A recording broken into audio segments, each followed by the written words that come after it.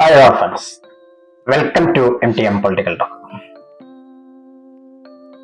ഇപ്പോൾ നമ്മൾ ഇന്ന് ഏറ്റവും ലേറ്റസ്റ്റ് ആയി കേട്ടത് ജി സുധാകരനും സ്വതന്ത്രനായി മത്സരിക്കാൻ പോകുകയാണ് എന്ന വാർത്തയാണ്. ഇതിനു മുൻപ് ഐഷ പോറ്റി മുൻ MLA ആണ്, അവരും പാർട്ടി വിട്ടു.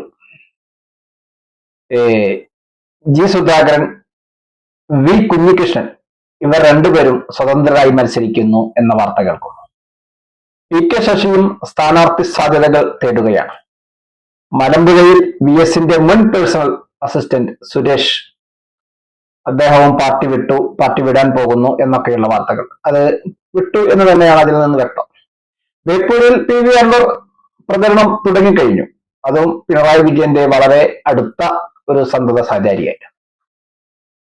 ഇപ്പോൾ 4 MLA-മാർ, 4 പ്ലസ് അൻവർ അടക്കം 5 മുൻ MLA-മാരാണ് മാർക്സിസ്റ്റ് പാർട്ടിയിൽ നിന്ന് ഈ ഇലക്ഷൻ സമയത്ത്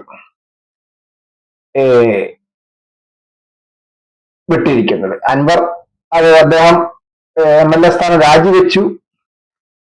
എന്നിട്ട് UDF-ന്റെ ഭാഗമായി ഇപ്പോൾ മാറിയിരിക്കുകയാണ്. ജി സുധാകരനും കുഞ്ഞികൃഷ്ണനും സ്വതന്ത്രരായി മത്സരിക്കുന്നു എന്ന വാർത്തകളും വന്നുകൊണ്ടിരിക്കുന്നു.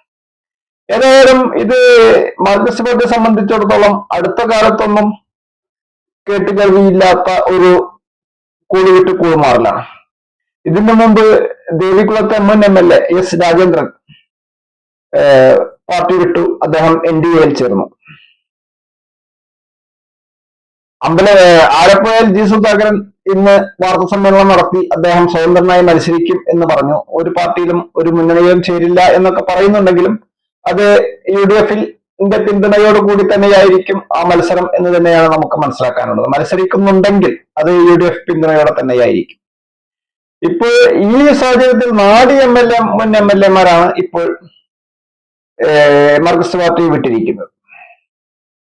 PV അൻവറും മുൻപ് വിട്ടതാണ്, അദ്ദേഹത്തെ കൂട്ടിക്കഴിഞ്ഞാൽ 5 ആളായി. സുരേഷും കുഞ്ഞികൃഷ്ണനും അവർ പാർട്ടിയുടെ വളരെ നിർണായക ഘടകം തന്നെയായിരുന്നു, അവരും പാർട്ടി വിട്ടു എന്ന് തന്നെ പറയും. അപ്പോൾ ഇത് മാർക്സിസ്റ്റ് പാർട്ടിയെ സംബന്ധിച്ചിടത്തോളം വളരെ നിർണായക കാര്യങ്ങൾ തന്നെയാണ്. ഇത്രയും നേതാക്കളുടെ കൂടെ അണികളുണ്ടോ ഇല്ലയോ എന്നുള്ളതല്ല, ഇത്രയും നേതാക്കൾ പാർട്ടി വിടുന്നു എന്ന് പറഞ്ഞു കഴിഞ്ഞാൽ ഈ മാർക്സിസ്റ്റ് പാർട്ടിയുടെ ഉള്ളിൽ കാര്യമായ ചർച്ചകൾ ഒന്നും നടക്കുന്നില്ല എന്ന് തന്നെയാണ് ഈ നേതാക്കന്മാരുടെ ഒക്കെ കൂടുവിട്ട് കൂടുമാറ്റത്തിലേക്ക് ഇത് ചെന്നെത്തിക്കുന്നത്. പിണറായി വിജയൻ പാർട്ടിയിലും സർക്കാരിലും ഒരുപോലെ കരുത്തനായി തുടരുന്നുമുണ്ട്. അപ്പോൾ തന്നെയാണ് ഈ മുൻ MLA-മാരിലൊക്കെ പ്രധാനി ജി സുധാകരൻ തന്നെയാണ്. അദ്ദേഹം വിട്ടുവീഴ്ചയില്ലാത്ത ഒരു കമ്മ്യൂണിസ്റ്റ് നേതാവ് തന്നെയാണ്, അത് യാതൊരു സംശയവുമില്ല. ഇരുഭാഗങ്ങളിലും അതിന് ഒരു അഭിപ്രായ വ്യത്യാസം ഉണ്ടാകുമെന്ന് തോന്നുന്നില്ല. അത്രയും ശക്തനായ ഒരു കമ്മ്യൂണിസ്റ്റ്. അതിനു മുൻപ് തന്നെ കുറെ ചാനലുകളിലൊക്കെ നമ്മോട് ഇടത് നിരീക്ഷകരൊക്കെ ആയി സംസാരിച്ചിരുന്ന പല പ്രമുഖരും ആ പദവികളൊക്കെ കഴിഞ്ഞു. ചിലർ NDA-യിൽ ചേർന്നു, ചിലർ മറ്റുള്ള പാർട്ടികളിൽ ചേർന്നു, അങ്ങനെയൊക്കെ വിട്ടു നിൽക്കുന്നവരുമുണ്ട്. അപ്പോൾ ഈ അടുത്തിടെയായി മാർക്സിസ്റ്റ് പാർട്ടിയിൽ നിന്ന് വലിയ ഒരു കൊഴിഞ്ഞുപോക്ക് തന്നെയാണ് നടന്നുകൊണ്ടിരിക്കുന്നത്. ഇത് ഇലക്ഷനെ എങ്ങനെ ബാധിക്കും എന്ന് ചോദിച്ചു കഴിഞ്ഞാൽ ഏതായാലും ഗുണം ചെയ്യില്ല എന്നുള്ളത് ഉറപ്പ് തന്നെയാണ്. ഇത് മാർക്സിസ്റ്റ് പാർട്ടിയെ സംബന്ധിച്ചിടത്തോളം ഇതൊക്കെ ഒരു നഷ്ടത്തിലേക്ക് തന്നെയാണ് ഇത് എത്തിച്ചേരുക എന്നതും യാഥാർത്ഥ്യമാണ്. CPI-യിൽ നിന്നും പല പ്രമുഖരും പാർട്ടി വിടുന്നു, NDA-യിൽ ചേരുന്നു, അത്തരം വാർത്തകൾ ഇത് സാധാരണ നമ്മൾ ഇലക്ഷൻ ടൈമിൽ കുറച്ചൊക്കെ കേൾക്കാറുണ്ട്. എങ്കിലും ഇത്തരം പ്രമുഖ നേതാക്കളും മുൻ MLA-മാരും ഒന്നും പാർട്ടി വിടുന്ന പതിവ് വളരെ കുറവാണ് നമ്മൾ കേൾക്കാൻ. ഒരാളൊക്കെ സീറ്റ് കിട്ടാത്തതിന്റെ പേരിൽ, നിരാശയുടെ പേരിലൊക്കെ പാർട്ടി വിടാറുണ്ട്. ഇവിടെ ജി സുധാകരനെ സംബന്ധിച്ചിടത്തോളം അദ്ദേഹത്തിന് സീറ്റ് കിട്ടാത്തതിന്റെ കാര്യം മാത്രമല്ല എന്നാണ് ഇവിടെ സൂചിപ്പിക്കാനുള്ളത്. അദ്ദേഹത്തിന് പാർട്ടിയുമായുള്ള അതൃപ്തി തന്നെയാണ് അതിൽ പ്രധാന ഘടകം. അദ്ദേഹം മെമ്പർഷിപ്പ് പുതുക്കുന്നില്ല എന്ന് അഖിലേന്ത്യാ സെക്രട്ടറി വരെ അതിന് സമയം നീട്ടി നൽകിയിട്ടും അദ്ദേഹം അതിന് തയ്യാറായില്ല എന്നൊക്കെയാണ് ഇതിൽ നിന്ന് നമുക്ക് മനസ്സിലാക്കാനുള്ളത്. അപ്പോൾ ഇത്രയും മുൻ MLA-മാര് ഇതിനു മുൻപ് ഒരു പാർട്ടിയിൽ നിന്നും ഇത്രയധികം ആളുകൾ വിട്ട ചരിത്രം ഇതിനു മുൻപ് ഉണ്ടായിട്ടില്ല. ഇത് ഇപ്പോൾ മാർക്സിസ്റ്റ് പാർട്ടിയെ സംബന്ധിച്ചിടത്തോളം ഒരു പ്രതിസന്ധി ഘട്ടം തന്നെയാണ് എന്ന് തന്നെ ഇതിനെ തീർത്ത് പറയാനും സാധിക്കും. കാരണം ഇത്രയധികം മുൻ MLA-മാർ പാർട്ടി വിടുന്ന ഒരു പ്രവണത ഇതിനു മുൻപ് ഉണ്ടായിട്ടില്ല.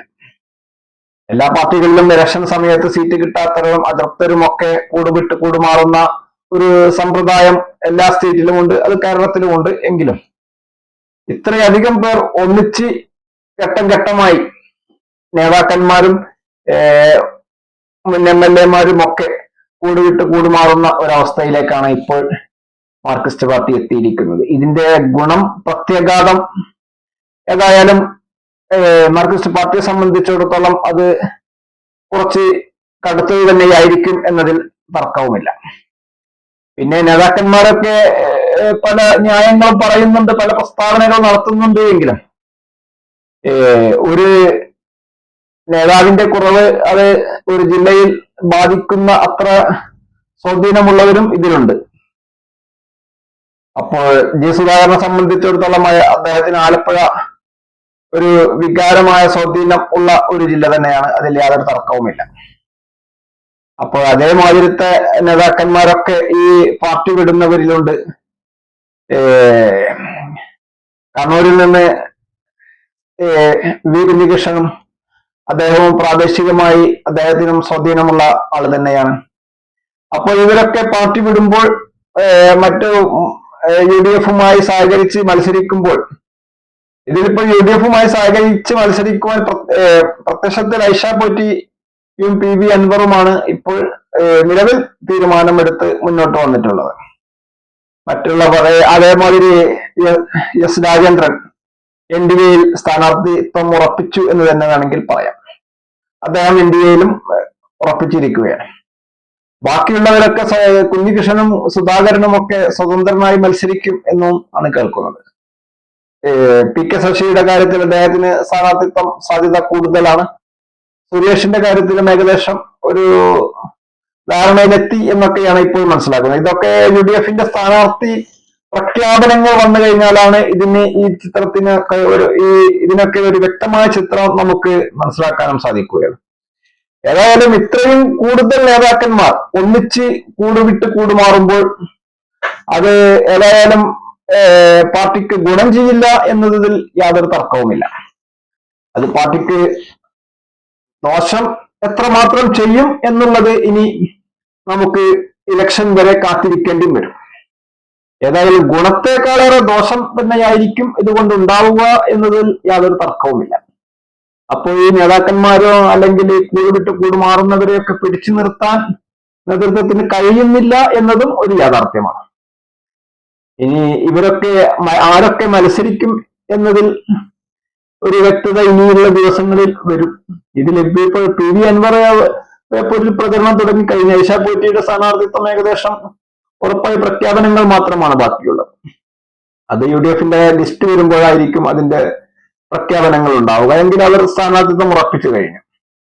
അപ്പൊ ഇങ്ങനെയൊക്കെ ഇത് മുന്നോട്ട് പോകുമ്പോൾ ഇവരൊക്കെ UDF-ന്റെ ഭാഗമായി മാറും എന്ന് തന്നെയാണ് ഇപ്പോൾ നമുക്ക് മനസ്സിലാക്കാനും സാധിക്കുന്നത്. ഇതിൽ ജി സുധാകരനും കുഞ്ഞികൃഷ്ണനും അവർ സ്വതന്ത്രരായി മത്സരിക്കും എന്ന് പറഞ്ഞു കേൾക്കുന്നുണ്ട്. PK ശശിയുടെയും സുരേഷിന്റെയും ഒന്നും കാര്യങ്ങൾ ഒരു വ്യക്തതയിൽ എത്തിയിട്ടുമില്ല.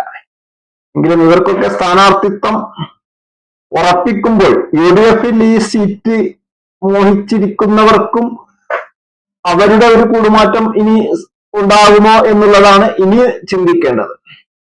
ഇവർക്ക് കൊടുക്കുന്ന സീറ്റ് UDF-ൽ മോഹിച്ചിരിക്കുന്ന ആളുകളും ഉണ്ടായിരിക്കുമല്ലോ. ആ സീറ്റ് അവർക്ക് കിട്ടാതെ വരുമ്പോൾ അവർ കൂടുവിട്ട് കൂടുമാറുമോ എന്നതും ഇനി ഒരു ഇലക്ഷൻ സ്ഥാനാർത്ഥി പ്രഖ്യാപനത്തോടെ ആയിരിക്കും അതിന്റെയും ഒരു ചിത്രം വ്യക്തമാകുക. ഏതായാലും ഇത്രയും നേതാക്കന്മാർ ഒന്നിച്ച് പാർട്ടി വിടുമ്പോൾ അതിന്റെ പ്രത്യാഘാതം ചെറുതല്ല എന്ന് തന്നെയാണ് ഇവിടെ സൂചിപ്പിക്കാനുള്ളത്.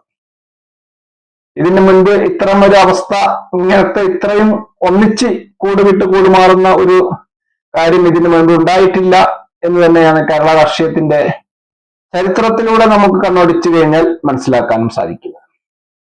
ഏതായാലും നേതാക്കന്മാരെ പിടിച്ചു നിർത്താൻ പാർട്ടികൾക്ക് കഴിയുന്നില്ല. അതുകൊണ്ട് തന്നെയാണ് അവർ കൂടുവിട്ട് കൂടുമാറുന്നത്. അതുകൊണ്ട് തന്നെയാണ് ഇത്തരം രാഷ്ട്രീയ ചലനങ്ങളൊക്കെ സംഭവിക്കുന്നതും എന്ന് തന്നെയാണ് ഇതിൽ നിന്ന് കൂടുതലും വ്യക്തമാകുന്നത്. ഇനിയുള്ള ദിവസങ്ങളിൽ സ്ഥാനാർത്ഥി പ്രഖ്യാപനത്തോടു കൂടിയായിരിക്കും ഇതിന്റെ കൂടുതൽ ചിത്രങ്ങൾ വ്യക്തമാകുക. ഏതായാലും UDFന്റെ ഇലക്ഷൻ പ്രഖ്യാപിച്ചു കഴിഞ്ഞാൽ UDFന്റെ ലിസ്റ്റ് വരുമ്പോഴായിരിക്കും ആരൊക്കെയാണ് UDF ലേബലിൽ മത്സരിക്കുന്നത്, അല്ലെങ്കിൽ പാർട്ടി ചിഹ്നങ്ങളിൽ മത്സരിക്കുന്നത്, ആരൊക്കെയാണ് സ്വതന്ത്രരായി മത്സരിക്കുന്നത് എന്നൊക്കെയുള്ള ചിത്രം വ്യക്തമാകും. അതിന് ഇലക്ഷൻ പ്രഖ്യാപനം വരെ കാത്തിരിക്കേണ്ടി വരും. UDFന്റെ സ്ഥാനാർത്ഥി പ്രഖ്യാപനം വരെ കാത്തിരിക്കേണ്ടി വരും എന്നതിൽ തർക്കമില്ല.